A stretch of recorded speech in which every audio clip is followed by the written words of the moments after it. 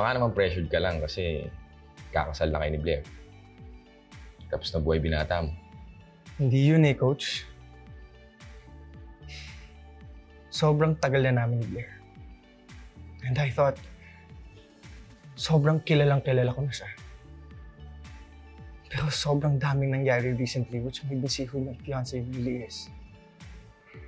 Ano naman nakita mo? Lately, mas nakikita ko na sobrang dami naming differences dalawa. We're incompatible, Coach. Parang ayaw mo na ituloy ang kasal niyo ni Blair.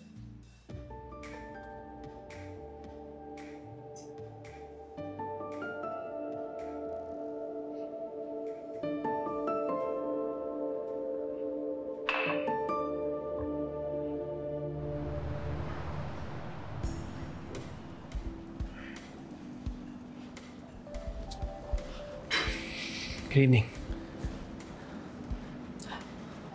Kanina ka pa namin hinihintay. Please, sit.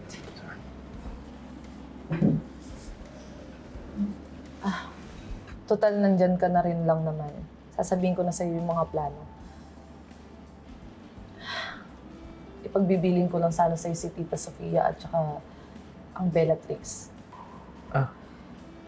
Why? Napag-usapan kasi namin ni Tita Sofia na baka mas makatulong kung pagbigyan muna namin si Nanay. Aalis kayo. Sandali lang naman yun. Aalis kami pansamantala kasi malay mo naman, may masmasan si Nanay. Matanggap niya kung ano yung ginagawa ko. Mas maintindihan niya kung ano yung pinaglalaban ko. Agree ako sa plano mo. Pero I don't think mag-iiba ang isip ng nanay mo. You see, this is why I think that this is such a bad idea. Hindi tayo nakakasiguro kung mababaliktad pa natin ang isip ni Luisa. Each day na hindi napaparusahan ang elite squad, there can be new victims.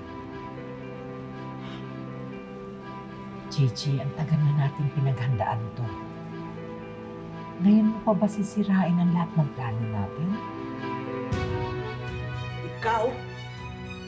Ikaw ang lumalason sa isip ng anak ko tungkol sa paghihigante?